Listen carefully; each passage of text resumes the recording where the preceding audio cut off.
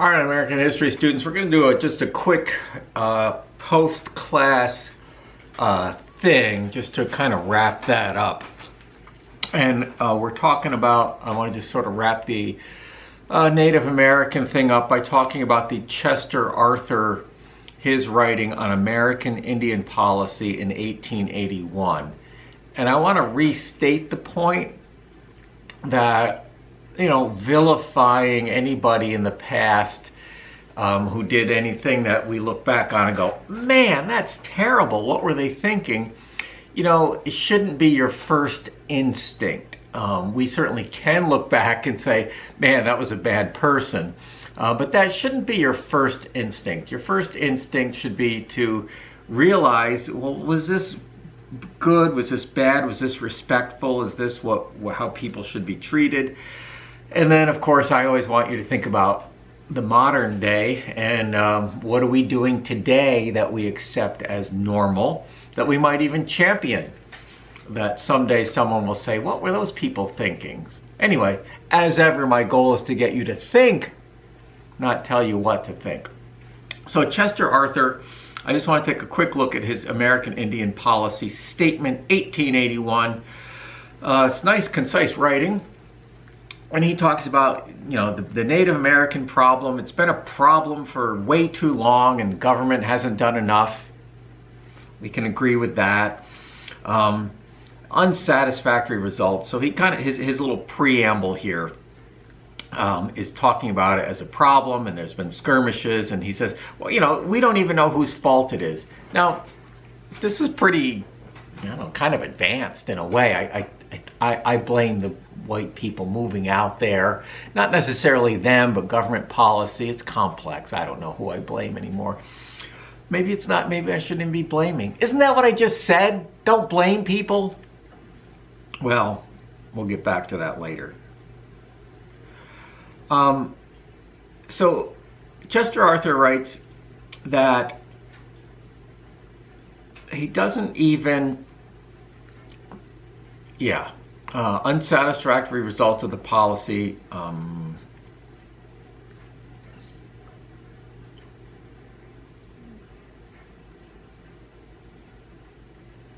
Okay, he says, first, I recommend the passage of an act making the laws of various states and territories applicable to the Indian reservations within their borders and extending the laws of the state of Arkansas.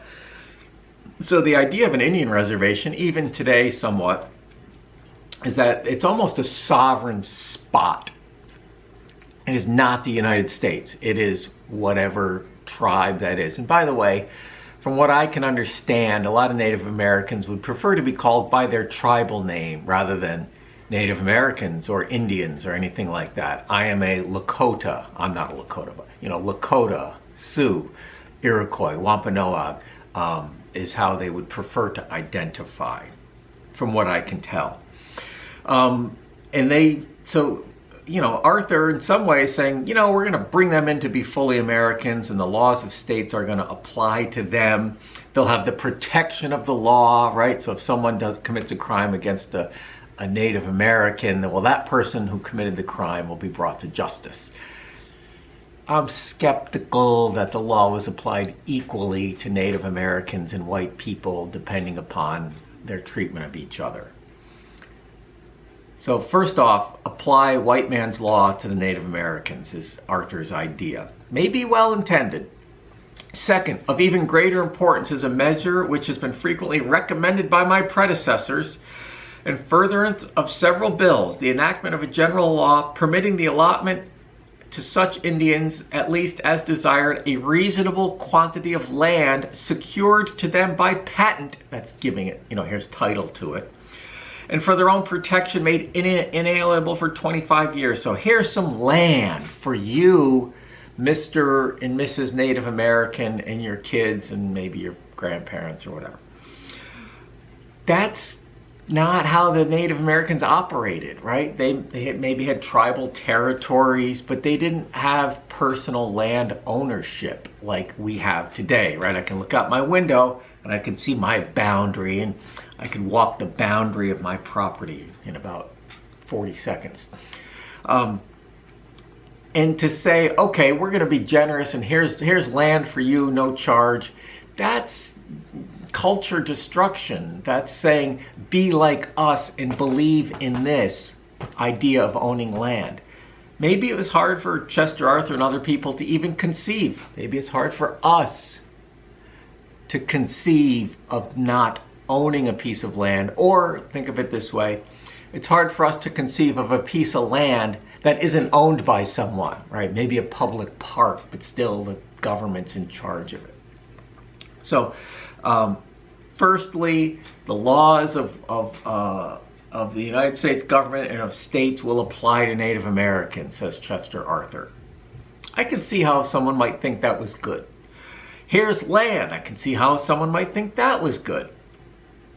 And lastly, a third, I advise a liberal apportion for the support of Indian schools because of my confident belief that such a course is consistent with the wisest economy.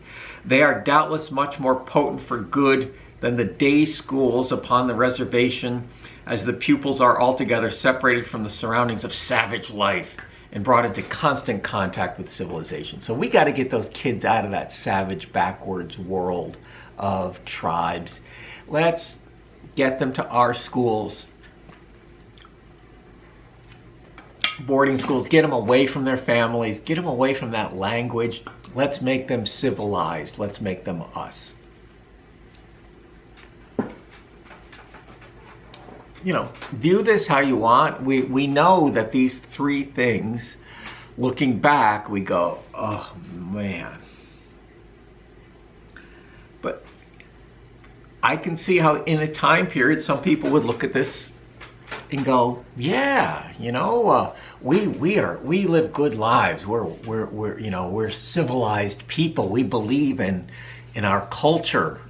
And why wouldn't anybody not want to join us in that, right? Who wouldn't want to be one of us, right? So let's make them one of us.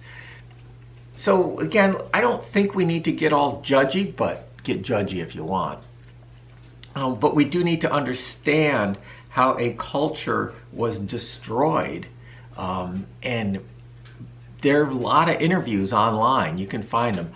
Interviews of people who went through the Indian boarding schools. They're still alive today. I mean, if someone's 80 years old today, they were born in 1940, and they very well could have gone to an Indian boarding school, and they might have been videoed in the 80s talking about Indian boarding schools in the 1920s. And it was terrible.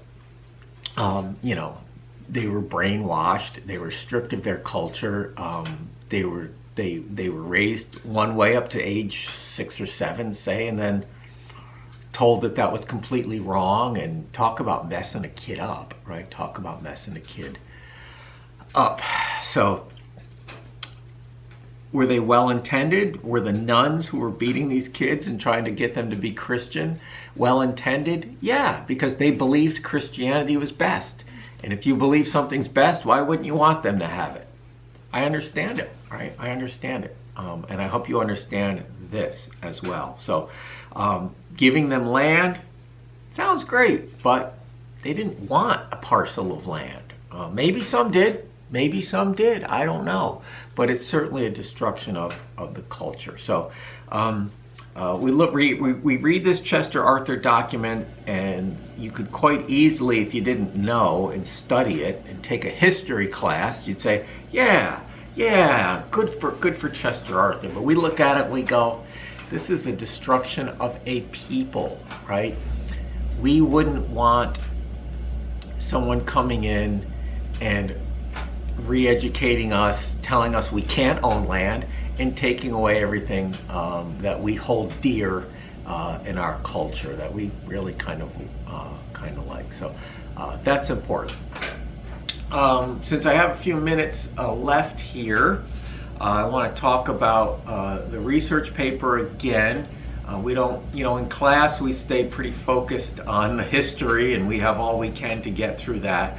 But don't forget about the research paper. Email me about it. I'm happy to meet with you anytime in a virtual, in Zoom, or the little classroom that we have in Blackboard. If you're feeling lost on the research paper, slap yourself in the face and get with it. Okay? And contact me and say, Berninger, I'm lost, and I will help you, right? I'm here for you in my basement for the research paper. But get started on that. Get started on that if you haven't already done so. Otherwise, I just want to say again how much I'm learning from your discussion board posts, from your comments in class, from the reading. If you're learning half as much as I am this semester, this is stuff I all sort of had in my head, but it's so nice to have to teach it, to discuss it with you guys. It really gets it more in my head and connects it to things I already know. I do read your discussion board posts, every word, and I enjoy them. And I regret I don't have the time to respond to everyone, but please know that they are valued, and please keep up the good work. And just you writing them is good for you. It's very good for you. So that's it. Just a little follow-up, a little codification of the destruction of Native American culture. You have it in 3 parts right there. We of course got into the Indian schools in great depth. So there you have it. Keep up the good work, people. You're doing a good job. Bye.